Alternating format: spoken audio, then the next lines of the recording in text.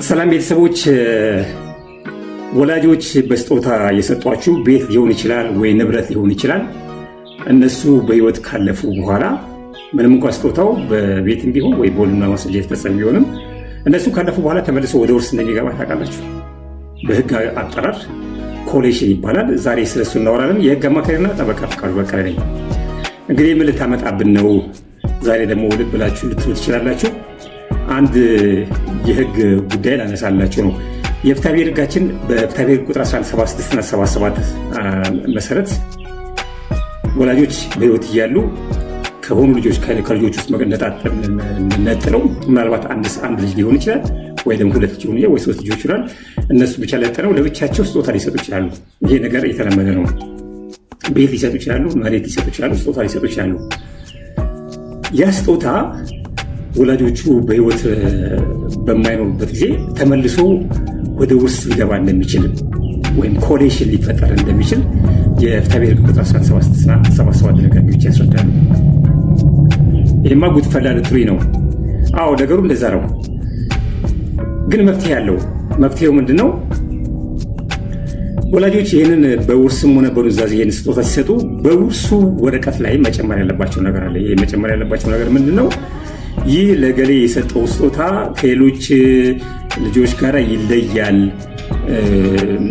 ውርስ ውስጥ የማይገባ ነው፣ ለብቻው እንዲጠቀምበት ነው፣ ወደ መልሶ ወደ ውርስ አይገባም የሚል ነገር ውርስ ውስጥ መጨመር አለባቸው። ይህን እስካልጨመሩ ጊዜ ድረስ እነሱ በህይወት በማይኖሩበት ጊዜ ተመልሶ አንደኛው ወራሽ የሚጠይቅ ከሆነ ለጭቅጭቅና ለኤሌክትሪክ መነሻ ምክንያት ሊሆን ይችላል።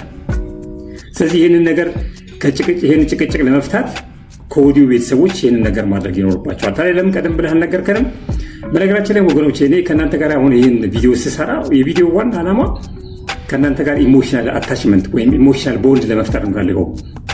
ለምን እነዚህ የምናገራቸው የማስተምራቸው ጉዳዮች እኔ ራሴ ፍርድ ቤት ጠበቃ ሆኜ አክቲቭ ጠበቃ ሆኜ እየሰራው ስላለ እዛ ውስጥ ከገጠሙኝ ኬዞች፣ ከተሸነፍኩባቸው ኬዞች ወይኔ እንደዚህ ባደርግ ኖሮ ብዬ ከምቆጭባቸው ኬዞች እናንተም ደግሞ ተመሳሳይ ችግር ውስጥ እንዳትወድቁ በማለት ነው ይህንን ቪዲዮ ያዘጋጀሁት።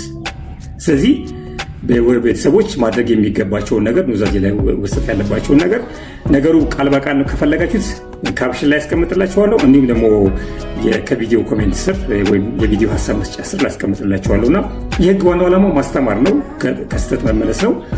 ይሄ ነገር እንድታደርጉልኝ እፈልጋለሁ። በዚህ አጋጣሚ ባለፈው ጊዜ ስለ ኤምኤምኤ ስፖርት ጨዋታ ቪዲዮ ሰርች ያስተላልፍ የነበረ። ከዛ በኋላ ግን በሶሻል ሚዲያ ላይ ስመለከት ያየሁት አብዛኛው ነገር ተጋጣሚዎቹ ገና ውድድሩ ወደፊት የሚደረጉ ውድድሮች አሉ፣ ገና እንደባደባለን፣ አሳይሃለሁ፣ እንገለሃለሁ የሚል ነገር ነው። እና አይ ቲንክ የስፖርቱ